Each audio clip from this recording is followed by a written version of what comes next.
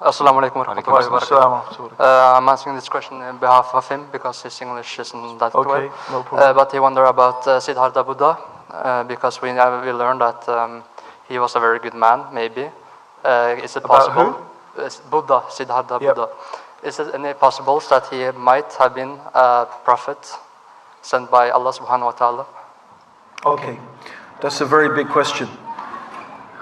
I have thought about this a lot, and I wrote a big article about it on my blog, which is www.islamsgreen.org. I wrote quite a long article about it, about this whole issue of Buddha. Could Buddha have been a prophet? First, certainly, we believe as Muslims that God has sent messengers to every people in every time.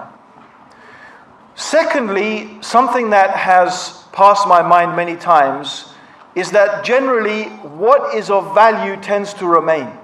It's amazing to think that something that has no intrinsic value could have so many people following it. Yeah?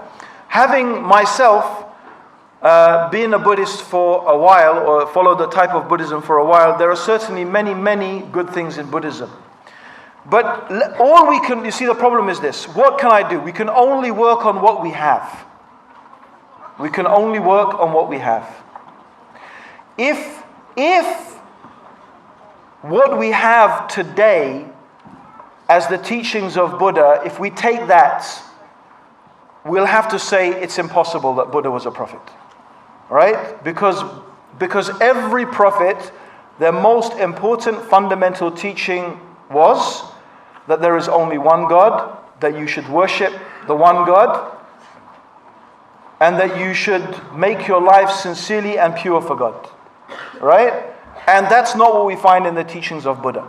It could be that his teachings were corrupted and they were changed, just as, for example, the teaching of Jesus, as we Muslims believe, was corrupted and changed. Jesus, we believe as Muslims, taught there is only one God, and that we should only worship one God. Yet now people claim he is God, and they worship him as God, which is the opposite of what he taught. And that happened very quickly after the time of Jesus. So it is possible that the original message of Buddha was changed and corrupted, but if we just go on what we have, we would have to say that any religion that does not call people to the worship of the one God, and that's the primary and most important thing in the religion, then we can't see how that religion could be from God. Yeah?